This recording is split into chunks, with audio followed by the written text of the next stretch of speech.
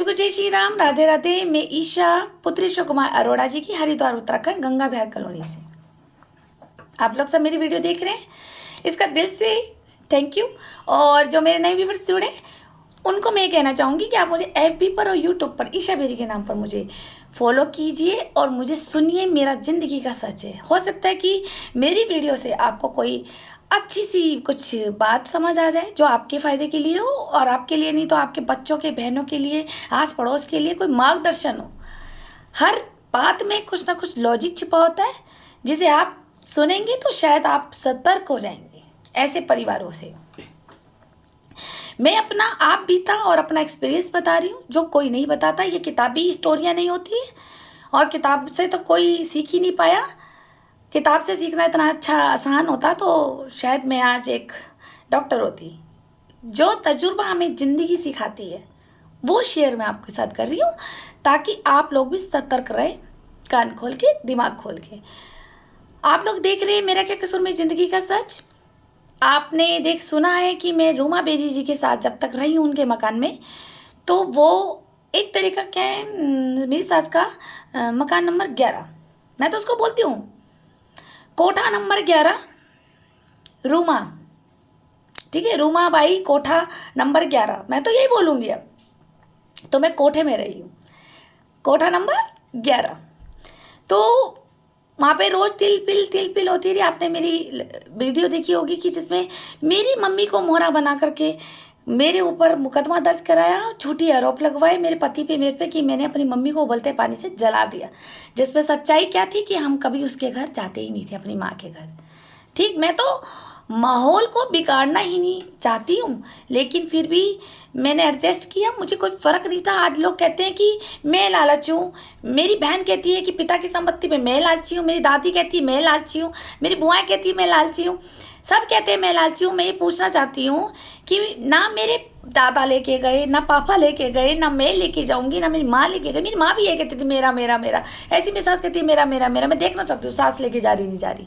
जिस दिन मेरी सास ऊपर लेके जाएगी ना, उस दिन मुझे सच में विश्वास हो जाएगा कि भगवान के घर में अब अलमारियाँ बन गई है, ऊपर ज़मीनें भी है कि आप अपनी चीज़ ऊपर लेके जा सकते हैं। इन लोगों ने मुझे बोला मेरा मेरा। मैं अगर इनसे पूछूं, अगर हमारा घर का एक वारिस होता, अशोक कुमार अरोड़ा जी का एक बेटा होता, मेरा भाई होता, और वो मेरी भाभी होती उस घर में, तो क्या हम उसके अपने भाई से, अपनी भाभी से संपत्ति पे अधिकार मांगते?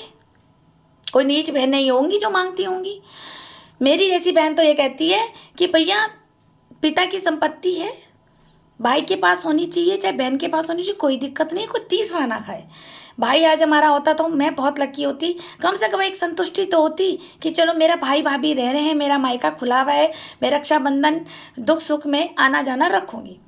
ठीक है, मेरी जैसी बहन तो हो जाती है, लेकिन हिमानी जैसी बहन अगर रिश्ते बिगाड़ती है तो फिर एलिगेशन लगता है कि सीधों पे हमारे जैसों पे।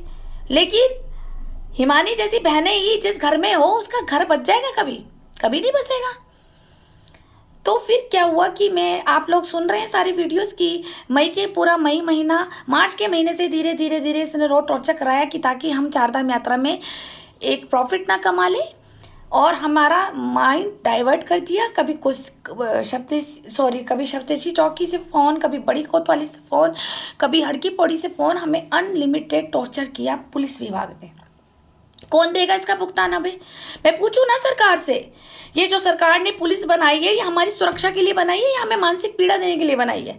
क्यों पहनते हो आप सरकारी जो आपको वर्दी मिलती है, आपको सरकारी तनख्वाह मिल रही है, आपको इसलिए मिलती है सरकारी तनख्वाह भी कि हम लोग मेहनत करते हैं, हमारा एक एक रुपया टैक्स कटता है, चाहे बैंक के माध्यम से कट रहा, चाहे कैसे भी कट रहा, कहीं से भी कट रहा, वो सारा पूरी भारत का टैक्स कटने के बाद उससे वो सैलरी है गवर्नमेंट, जो आप लोग गवर्नमेंट पे होते हो, गवर्नमेंट जॉब पे होते हो, है तो वो आपके लिए सैलरी बनती है। वो इसलिए सैलरी बनती है कि अगर आपके पास कोई एक निर्दोष आ रहा है, आप उसको मानसिक टॉर्चर कर दें और वो आपसे डर जाए, आप खौफ हो जाए, और फिर वो मेंटल हॉस्पिटल में जाके इलाज कराए।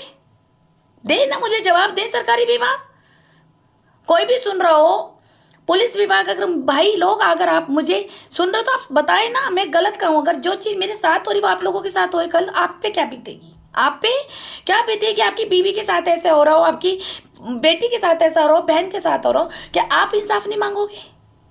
अगर आप नहीं मांगोगे तो बताएं, आप भी तो मांगेंगे ना। और बस आपको इंसाफ इसलिए जल्दी मिल जाएगा क्योंकि आपने वर्दी पहनी हुई है पुलिस की। मेरे पास कोई वर्दी नहीं है, कोई पावर नहीं है, कोई मैं एनजीओ से नहीं जुड़ी हुई हूँ, तो आपको लगता है कि मैं बेकार लड़की हूँ। सच सुनने का अधिकार सबको होना चाहिए। जैसे जज सुनता है ना, दोनों पक्ष सुनता है ना, जज को नहीं समझ आता फिर भी जज नेक्स्ट डेट लगा देता है कि आप नेक्स्ट डेट पे आइए। तो आप लोग भी क्यों नहीं इस कार्रवाई ठीक से करते हैं? क्यों आप चालान काट देते हैं? एक निर्दोष व्यक्ति अगर पुलिस चौकी आ रहा है, आप कंप्लेंट लेके एक हरामी पड़ोसी की, आप उसकी पक्ष में आप वो कर देते हो और फिर चालान काट देते हो। हमारे साथ हुआ है, आप मेरे से कागज देख सकते हैं। हमारे घर का खुद का बच्चा जो नाबालिग था 13 साल का, वो बेकसूर होके भी जेल काट के आया है, जिसमें जो बालिग लड़के थे वो छोड़ दिए थे, 4 लड़के थे साथ में। मैं उसके आगे वो डालूंगी। हमारे घर का, मेरे जेठ जी का, गौरव बेरी जी का लड़का 13 साल का बच्चा जेल काट के आया है, वो भी दादी ने बंद कराया है। और जिसके ताऊ की इतनी SP, DSP, DM Deepak Rawat ji सबसे थी, राहुल बेरी जी की तो, और उनके ही छोटे भाई का बेटा देव बेरी बंद हुआ है। बताए ना किसकी साजिश थी? बच्चे ने क्या कर दिया, 13 साल के बच्चे ने, जिसकी जो क्या कांड था चोरी का था, वो डिटेल बनाऊंगी मैं देव बेरी के लिए स्पेशल, अपने बच्चे के लिए। मेरे लिए राहुल बेरी जी के बच्चे और गौरव बेरी जी के बच्चे दोनों बराबर है। अपनी चाची का सम्मान करेंगे तो मुझसे प्यार ही पाएंगे, दुआएं पाएंगे, आशीर्वाद पाएंगे, और अगर बुढ़ापे में मेरी सेवा भी करेंगे तो चाची से संपत्ति का हिस्सा भी लेंगे, कोई दिक्कत नहीं थी। पर इन लोगों ने, इन्होंने जीना हराम कर दिया। बच्चों को आगे करते हैं कि चाची के मुंह पे थूको। ये राहुल बेरी जी के बच्चे हैं, ये सिखाते थे अपने बच्चों को, इनकी मम्मियाँ, कि चाची जा रही हो तो थूक दो। ये किया है इनको, मेरे ऊपर थूक फेंका है इन लोगों ने। तो क्या करें, जब माँ बाप सिखाएंगे, आज मेरे ऊपर थूक रहे, कल अपने माँ बाप पे थूकेंगे। क्या होता है, जो माँ बाप अपने बच्चों को ऐसे संस्कार आगे कर देते हैं, चाची के ऊपर थूको, तो वो तो मेरे पे अभी थूक ही रहे, कल तुम्हारे तो औलादों में जूते मारेगी। कर्मा किसी को नहीं छोड़ता। हमें तो टॉर्चर किया रहा है, हम तो हुए हैं। जो आज मुझे इतना मीडिया में आना पड़ा, मैं अपना सच बोल रही हूँ। क्यों बोल रही हूँ? कहीं ना कहीं तो मेरे अंदर भरा हुआ है ना ये सब, कि मुझे किसी ने नहीं सुना और मैं धक्के खाती चली गई। कहाँ है ये न्याय? कहाँ है महिलाओं के लिए? कितने कोर्ट में भीड़ लगी रहती है, कितने लोगों के साथ बेकसूर बेचारे खड़े रहते हैं। कोई कहता है हम 4 साल से आ रहे हैं, कोई 5 साल से आ रहे हैं। क्यों? आखिर क्यों? क्योंकि पुलिस विभाग में, चौकियों में, कोतवालियों में गलत डिसीजन हो जाते हैं, और जो बेचारे डर के मारे चुप हो जाते हैं, जिसके पास पैसे नहीं होते, वो घर में बैठ जाते हैं समझौता करके दूसरी पार्टी से। और जो समझदार होता है उसे पता है कि मैं गलत नहीं हूँ, तो उसको साबित करने के लिए उसे कोर्ट जाना होता है। अगर ये काम अगर आप लोग यहीं कर लें तो कितना अच्छा होगा। कितनी दुआएं मिलेगी आपको दुआएं मिलेगी। मैं तो पुलिस भाइयों से ही बोल रही हूँ, अगर आप मेरी मदद कोई करेंगे तो मैं आपको बद्दुआ दे सकती हूँ। मैं कहूँगी नहीं नहीं नहीं, वो बहुत सर बहुत अच्छे थे, वो बहुत सर अच्छे थे, उनके पास जाओ, है ना, भगवान इनको लंबी आयु दे, यही तो निकलता है। चलिए टॉपिक चेंज हो गया। मैं अभी आपको ये बताना चाह रही थी कि घर में जब मैं मार्च से लेकर मई तक पुलिस ने टॉर्चर किया, बहुत हमें मेंटल हरेसमेंट दिया। उस वक्त ये सोचिए कि मेरी सास बड़े मज़े ले रही थी, ठीक है, मेरी सास को बड़े मज़े आ रहे थे कि बहू बेटा जा रहे हैं। मेरी सास जो चौकी नहीं गई, घर से फ़ोन लगा दिए जाते थे कि कमा कैसे कमाएगा। राहुल बेरी जी भी, तब राहुल बेरी जी के भी गलत कामों में तो जल्दी फ़ोन जाते हैं राहुल बेरी जी के वहाँ पर, और मेरी सास के भी। लेकिन अपने घर के वारिस को, देव बेरी को, बंद करा दिया वहाँ। तब इनके फ़ोन नहीं गए कि हमारे बच्चे को छोड़ा जाए, तब उसको जेल कटवा दी इन लोगों ने। फिर क्या हुआ कि जब मई हो गया, पूरा महीना निकल गया, हम कमा नहीं पाए, तो मेरी सास रोज़ लड़ती थी, रोज़ झगड़ती थी, मेरे पति से भी, मेरे से भी। तो मैं जब सुबह झगड़ा हुआ तो मेरे हस्बैंड को डाउट हुआ कि जब ये शाम को झगड़ा वगड़ा करके ये सब खड़खड़ी चले गए, मैंने बताया ना आपको खड़खड़ी जाते थे डेली, 3 बजे चले गए, तो शाम को ये वापस मुझे थोड़ा सा मनाने के रूप में आए, बर्गर लेकर के कि ये घर ना भाग जाए। इनको इनसिक्योरिटी हो गई कि भाई ये घर ना भाग जाए या आत्महत्या ना कर ले, या थोड़ा सा लग रहा था इन्हें कि ये इतनी ये स्ट्रेस होगी, क्योंकि मैंने क्लियर कह दिया था सुबह कि अब मैं यहाँ नहीं रहूँगी, चाहे मुझे अकेले रहना पड़े, चाहे मुझे अपने पिता के घर में जगह ना मिले। अब आप बताइए, मैं अपने पिता के घर में नहीं जा पाती थी, ये मेरी बहन हिमानी अरोड़ा नहीं आने देती थी। ना मेरी मम्मी। कहाँ जाऊँ? उस वक्त मेरी दादी बुआ भी नहीं बोलती थी कि भैया दादाजी का मकान है, पापा का मकान है, क्यों नहीं आने देते इसे गुड़िया को। लेकिन नहीं, सबको तो तमाशा देखना था ना। आज मेरा तमाशा देख रहे हो, कल आपका। भुगतोगे, सब भुगतोगे, सब भुगतोगे। मैंने गलत किया, मैं भुगतूंगी। तुम लोगों ने मेरे साथ जो किया है ना, तुम सब भुगतोगे। मेरे पापा सब देख रहे हैं, सबको, एक एक को, ठीक है। वो मेरे साथ, अगर आज मैं जिंदा हूँ तो मेरे पापा का आशीर्वाद मेरे साथ है, मेरे साथ उनका खून, उनकी ईमानदारी, उनके संस्कार मेरे साथ जिंदा है, तो आज मैं जिंदा हूँ। नहीं तो पता नहीं क्या क्या मेरे ऊपर तंत्र प्रयोग, मारण क्रिया तक होती है। मेरे रात को कपड़े पहने होते हैं तो सुबह जब देखती हूँ फटे हुए दिखते हैं। फटे हुए कितने सूट मैंने रिजेक्ट करे, मैं आपको दिखा सकती हूँ। कितने खतरनाक प्रयोग मेरे पे कराते हैं कि मेरे कपड़े तक फट जाते हैं। मेरे पापा ने मुझे जिंदा रखा हुआ है, मेरे ईश्वर ने मुझे जिंदा रखा हुआ है, और मेरे कर्मों ने, ठीक है। मेरा पापा कहते थे Karma is the best, Karma लौट कर आता है। जिसके कर्मा अच्छे है ना, तो उसका कोई बाल भी नहीं तोड़ सकता सर का। तो इन्होंने क्या किया कि मेरे हस्बैंड जब घर में बनाने आए मुझे, तो एकदम अचानक से मैंने गेट खोला तो ये गेट पर ही गिर गए, गेट पर गिर गए, और इनको पैरालाइज हो गया।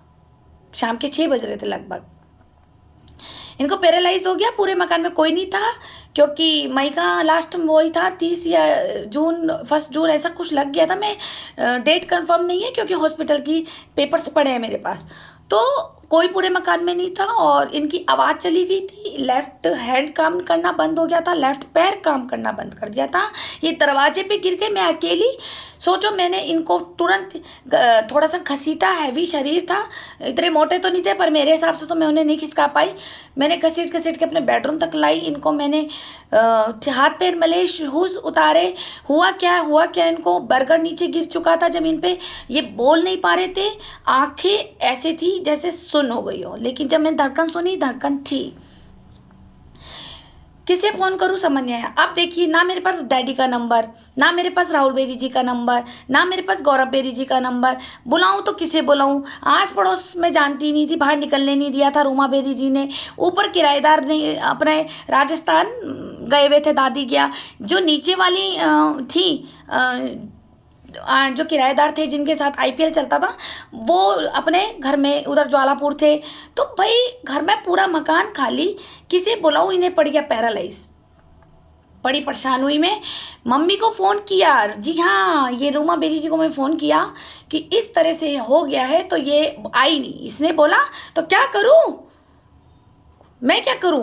तेरा आदमी है, चाहे तू इसे जिंदा रख, चाहे इसे मार दे, मैं ना आ रही।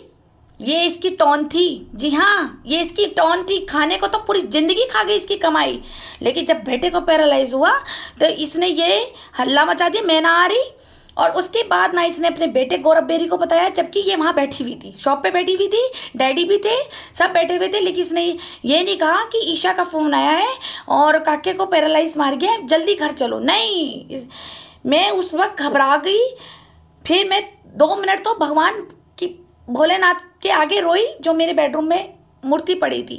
मैं उनके आगे रोई, और मैंने जो था ड्राइवर, जो उन लोगों में आए हुए थे उन दिनों में, मैंने गाड़ी देखी नीचे पार्क के पास, कोई गाड़ी खड़ी थी एक ड्राइवर की। मैंने कहा भैया जल्दी आओ, इनको पैरालाइज पड़ गया। वो भागते हुए आए। मैंने कहा एक बंदा और ले लो ताकि हम लोग उठा लेंगे।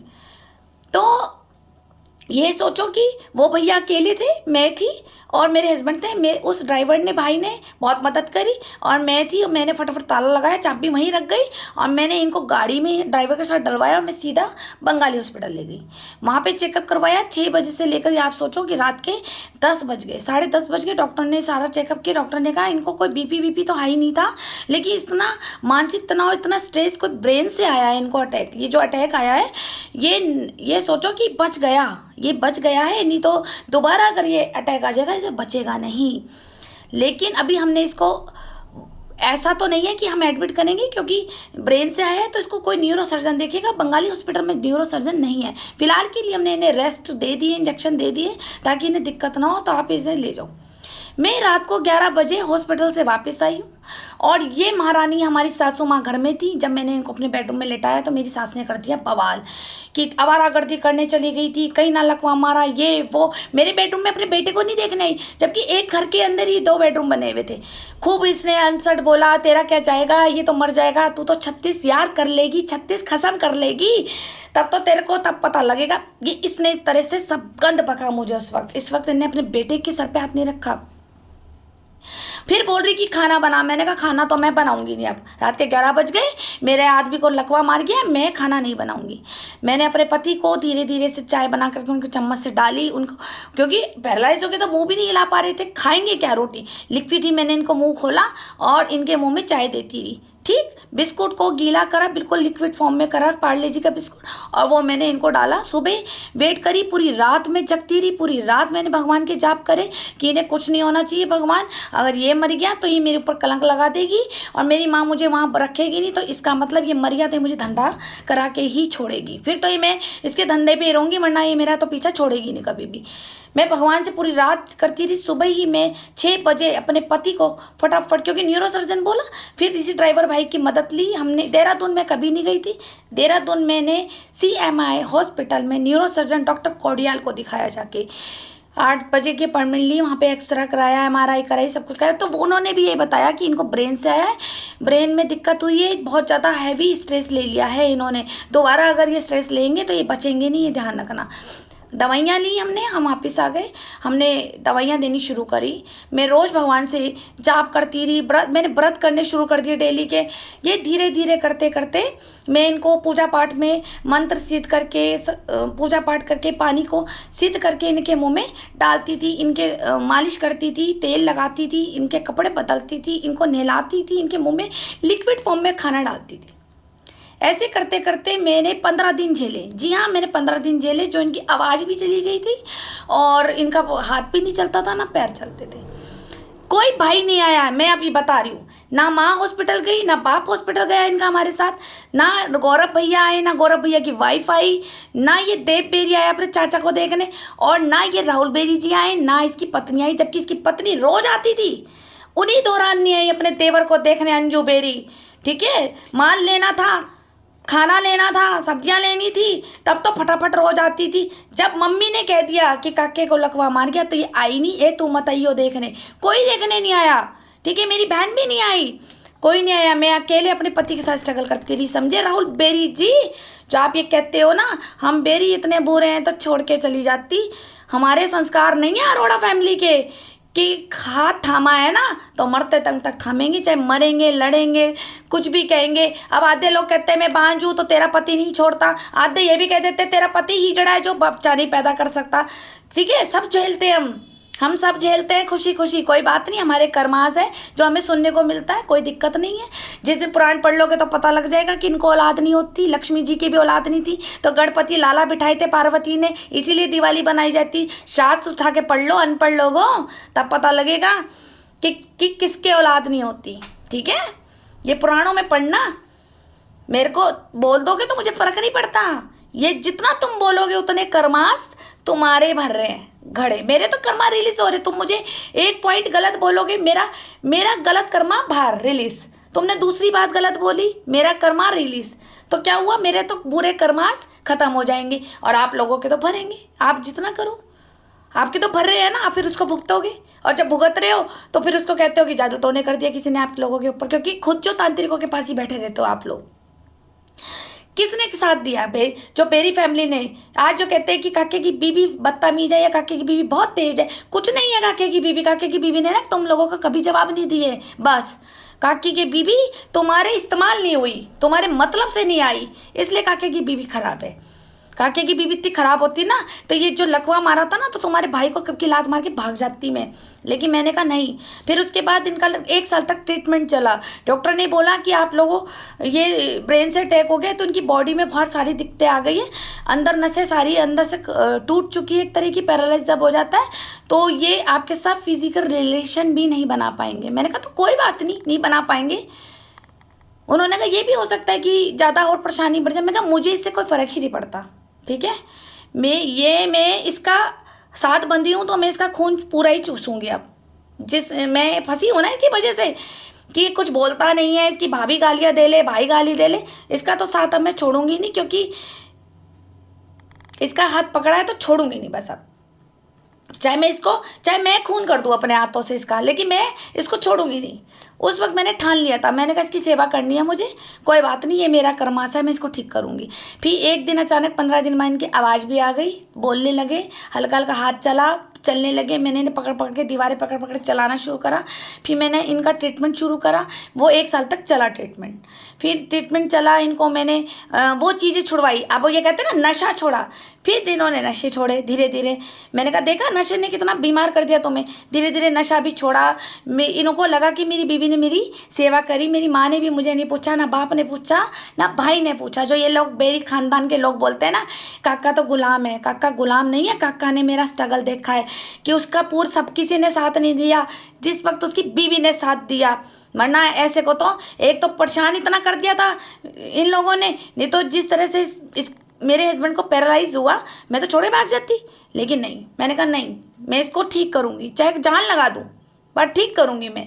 उस वक्त हमारे पास पैसे भी नहीं थे। उस वक्त मैंने अपने पापा की एफडियाँ तोड़ी, मैंने ट्रीटमेंट कराया, क्योंकि रूमा बेरी जी ने तो पैसे ही नहीं दिए। वो पैसे ही नहीं देती थी, ले सारे लेती थी, पर देती नहीं थी ट्रीटमेंट के लिए। और ऊपर से बोल रही मरता तो मरे, तेरे तो 36 खत्म बन जाएंगे।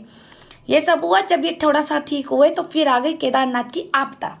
अब आपदा आ गई, अब माँ को तो और टेंशन हो गई। अब आपदा आ गई, सड़कें टूट गई। अब तो 3-4 साल तक ये तो कमाएगा नहीं, और जब ये कमाएगा नहीं तो फिर तो एक काका रोटी खाएगा, इसकी बीवी भी रोटी खाएगी, घर का राशन पानी ये तो भारी पड़ जाएंगे। ये तो मेरा जमा पूंजी जो काके का पुराना सारा जमा हुआ है, मेहनत का फल, ये तो ईशा कहेगी कि तू तो निकाल। तो जब आपदा आ गई तो मैंने यही बात कही थी कि मम्मी ने कहा कि भैया घर खाली करो, ठीक है। तो भैया जब तुम राशन नहीं भरोगे तो फिर मैं कैसे रोटी चलेगी, कैसे घर चलेगा। तो मैंने कहा एक काम करो, आप घर का थोड़ा काम कर लो। पहले भी तो करती थी मेरी शादी से पहले, मैं जॉब कर लेती हूँ और मैं जॉब करके ले आऊँगी, जितना राशन होगा तो हम खा लेंगे। बस मेरी शर्त ये होगी कि इस घर से अब राशन बाहर नहीं जाएगा, ना राहुल बेरी जी के यहाँ जाएगा, ना वहाँ डैडी के घर जाएगा। पर नहीं, लड़ाई बढ़ गई और बढ़ गई।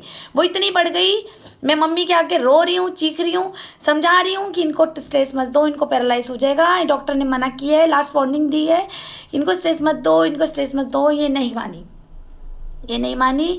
ये बेडरूम में रो रहे थे, इनका बीपी बढ़ रहा था। मैं एक तरफ इनको चुप करा रही हूँ, ये बोल नहीं पा रहे थे। ये मैंने इनको कहा तुम कुछ नहीं बोलोगे, आज मैं बोलूँगी। मैंने पहली बार जुबान खोली थी, जी हाँ, मैंने पहली बार जुबान खोली थी।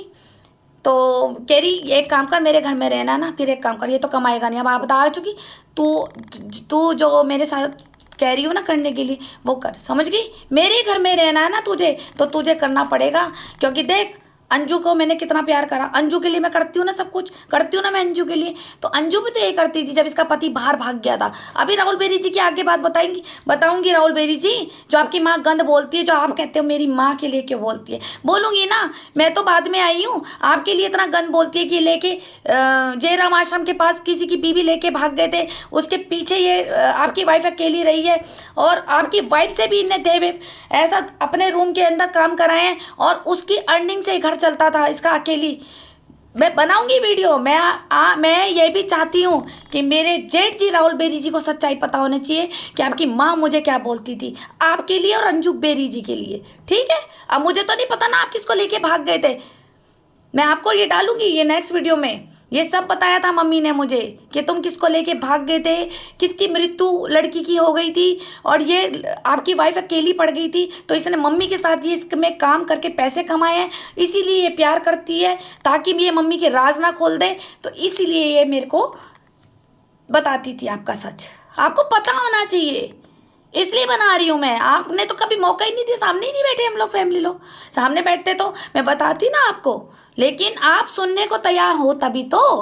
आप जैसे नार्सिसिस्ट लोग कहाँ सुनेंगे, आपको तो अपना ही सच दिखता है, हम सही है, हम सही हैं। जब जो इंसान के अंदर ये चीज़ें घुस जाती है ना कि हम सही हैं, तो फिर वो उसको ना कभी भी अपने बारे में राज नहीं पता लगता कि हमारे लिए भी दुनिया क्या बोल रही है। आपकी माँ ही बताती थी मुझे, जब ये कारण था हमारे को वहाँ से घर से निकलने का, रोज तिल मिल इसने करा। हमारे पास पैसे नहीं थे, आप एक बड़े भाई थे, आप आके समझाते, माँ को समझाते, बाकी कोई बात नहीं, आपदा आ गई, 2-3 साल की बात है, जो काकी ने पुराना सारा कमाया है, तुम 2 रोटी नहीं खिला सकती हो, घर में राशन नहीं भर सकती हो, थोड़ा खाने में क्वांटिटी कम कर लो, कोई दिक्कत कोई है कि भाई जो पियर्स के साबुन से, फिर क्या हुआ कि पियर्स के साबुन वगैरह मैंने सब बंद कर दिए, ठीक। फिर अगले जब हम जून में वहीं थे आपदा के बाद, जब राशन आया तो मैं क्या करा, मैंने 10-10 रुपये वाले साबुन ले आई, मैं 10-10 रुपये वाले लक्स के साबुन ले आई।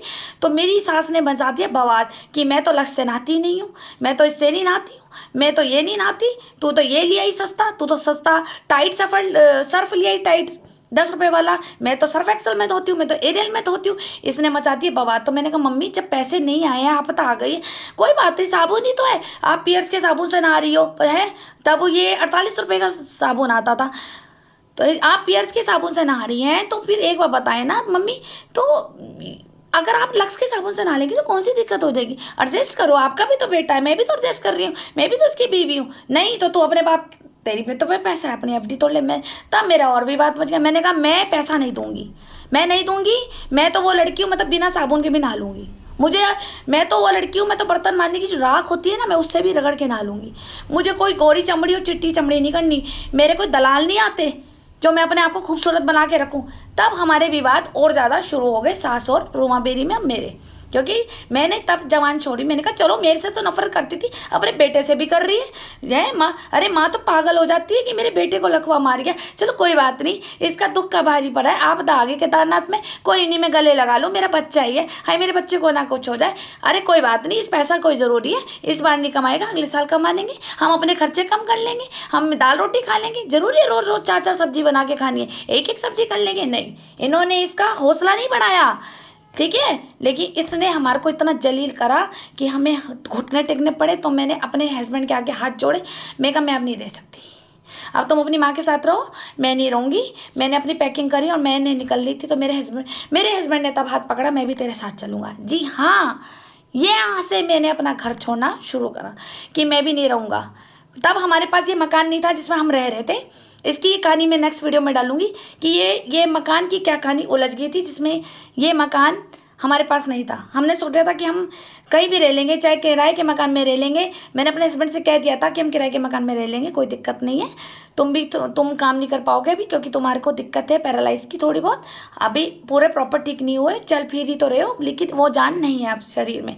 मैं नौकरी कर लूँगी, कोई दिक्कत नहीं है, मैं घर का काम भी कर लूँगी, मैं नौकरी कर लूँगी, मैं एजुकेटेड हूँ, पोस्ट ग्रेजुएट हूँ, मैं टीचर ट्रेनिंग भी कर रखी, मैं सब कुछ कर रखा है। मैंने कहा मैं करके खिला दूंगी तुम्हें, मैं लोगों के घर बर्तन मांझ के खिला दूंगी। मैंने गुरुद्वारे में सेवा दी, मैं वहाँ से भी खाना बना के ले आऊँगी। मैं वहाँ पे लतारा पुल पे सेवा देती थी, तो मैं वहाँ ने कहा खाना ही तो खाना है, मैं खाना ले लूँगी, कोई दिक्कत नहीं, पर तुम्हें भूखा नहीं मारूंगी। इन्होंने तब मेरी को कहा कि मैं अपनी माँ के साथ नहीं रहना चाहता। मैं कहा देख लो, आप कल ये बोलो, फिर तो बहुएं भी, फिर बहुओं पे टेक लगता है कि ऐसी बहू आई कि हमारे लड़के को अलग ले गई, जिसने 9 महीने रखा, जिसने पूरी ज़िंदगी रखा, उसको अपना दीवाना बना के ले गई।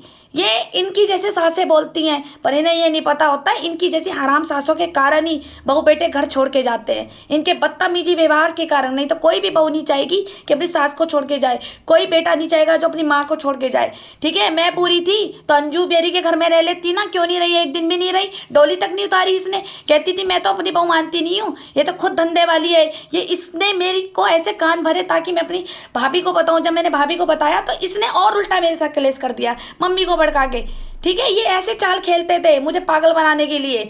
मैं असली बताने जा रही थी कि भाभी आपके लिए ऐसे बोलती है ये, तो इसने भी आग लगा दी कि मम्मी वो आई थी और तो तुम मेरे लिए ऐसे बोल रही थी, और सभी सामने आकर के अपने बच्चों की कसम खाती है। मम्मी मेरे पास तो बच्चे, इस पर तो बच्चे नहीं है, तो मान जाए, देखो मैंने तो अपने बच्चों की कसम खा ली, मैंने आपके लिए गलत नहीं बोला।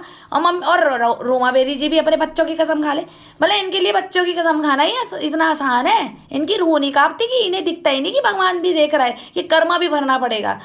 इस तरह से इन्होंने जलील करा। आपदा आ गई, पैसे थे नहीं, हम उस कंडीशन में घर से बाहर निकले। आप उस कंडीशन में जब घर से बाहर निकलिए और स्ट्रगल मेरा पक्का हो गया, मैं आपको बताऊंगी कैसे कैसे मैंने स्ट्रगल किया। चलिए मैं आपको बताती हूँ कि जो ये बेरी लोग कहते हैं ना कि बहू खराब है। कहाँ थे ये चाचा ताऊ के लड़के, बुआएं मासियाँ इनकी कहाँ थी जब मेरे पति को पैरालाइज हुआ था? जो आज ये कहते हैं ईशा खराब आई है, उस बताओ ना, मेरा पति को पैरालाइज हुआ तो मैंने इस अकेले ने स्ट्रगल झेला है। हॉस्पिटल आए दिन ले जाना, चेकअप कराना, डॉक्टर से बात करना, मेडिकल से दवाइयाँ लेना, इनको खाना खिलाना, इनकी मालिश करना, इनको खड़ा करना, इनको पकड़ पकड़ के चलाना। और उसके बाद जो दवाइयों के पैसे मेरे पास नहीं होते थे, मैंने अपने पापा की एफडी तोड़ करके मैंने इनका इलाज कराया है। और आप लोग कहते हैं कि हम धंधा करते हैं, हम देह व्यापारी लोग हैं।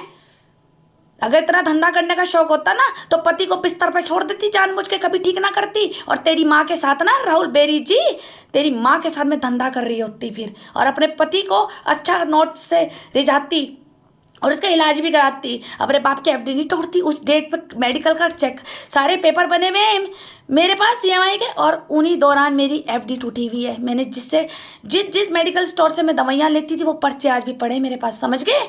ये है सचिन बेरी की वाइफ, ठीक है ना, जिसे तुमने मजबूर किया धंधा कराने के लिए, पर मैं नहीं करा। जिसम नहीं बेचा करती, मैं बर्तन मांज के घर चला लूँगी, ये ध्यान रखना। मुझे इस कॉलोनी में भी बर्तन मांजने पड़े ना लोगों के, मैं वो भी मांज करके मेहनत करके खा लूँगी रोटी।